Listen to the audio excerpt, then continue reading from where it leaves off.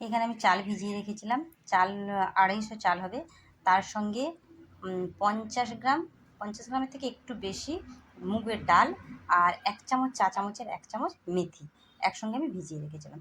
তো চালটা আমার এখন দেখো ফুলে গেছে, চালটা অলরেডি ফুলে গেছে। এটাকে আমি গ্রাইন্ডারে একবারে মিহি পেস্ট করে নেব, যদি জল লাগে একটু জল দেব। দেখতেই পাচ্ছ আমি কিন্তু রাত্রে ভিজিয়ে রেখেছিলাম।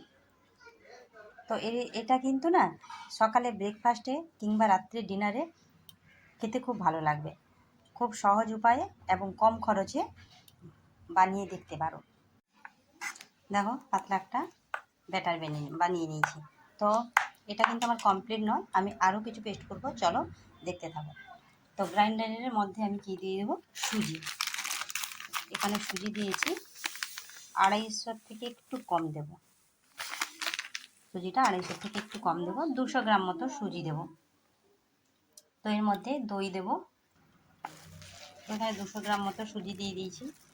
দেব দই, দইও দেব 100 গ্রাম কি 150 গ্রাম দই, একটা আন্দাজে দিয়ে দেবো। আর দেব কিছু নারকেলের টুকরো। তো এটাকে ভালো করে পেস্ট করে নেবো। একটু দেবো সামান্য চিনি, চিনিটা অপশনাল। তো আমি এখানে একবারে অল্প চিনি, 2 চামচ চিনি ব্যবহার করছি। চা চামচের 2 থেকে 3 চামচ চিনি দেবো। চা চামচের 3 চামচ মতো চিনি ব্যবহার করেছি। এটাকে পেস্ট করে নেবো, মিহি একটা পেস্ট করে নেবো। তো তোমরা যদি চিনিটা ব্যবহার করতে না চাও, না করতে পারো, নোনতা নোনতা হবে, তো একটু সামান্য মিষ্টি ভাব আসবে, এটা খেতে ভালোই লাগবে। তো এটাকে পেস্ট করে নেবো সুন্দর করে।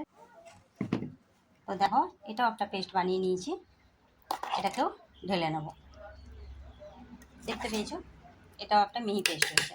তো এটাকে আমি এর মধ্যে ঢেলে নেবো। তো ঢেলে নিয়েছি, এর মধ্যে লবণ দেব। এবারে মাখিয়ে আমি কিছুক্ষণ রেখে দেবো, কিন্তু আমার রাখার প্রয়োজন নেই, যদি আমি সঙ্গে সঙ্গে বানাই কোনো অসুবিধে নেই। তো এখানে আমি একটু রেখে দেবো 5 মিনিট মতো। তো দেখো 5 মিনিট পর ঘুরে এসেছি, ব্যাটারটা এই অবস্থায়। তো আমি এখানে দেবো baking soda, baking powder, soda নয় কিন্তু, সোডা নয় কিন্তু, বারবার বললাম সোডা নয়, বেকিং পাউডার। এই দেখো 1 চামচ দিয়েছি, 1 চামচের কম।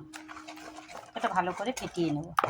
আমি একটা কড়াই বসিয়ে দিয়েছি, তোমরা ননস্টিকের তাওয়ায় করলে ভালো হয়, আমি কড়াতেই করছি। কড়াইটা খুব ভালো করে গরম করব, হালকা একটু তেল দেবো, সাদা তেল। ননস্টিকের কড়াই করলে কিন্তু তাড়াতাড়ি উঠবে আর খুব বেশি তেলও লাগবে না।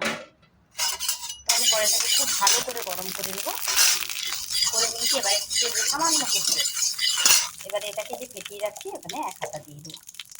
যেরকম সাইজের করতে পারো। তো কড়াইটা একটু গরম হয়ে যাক।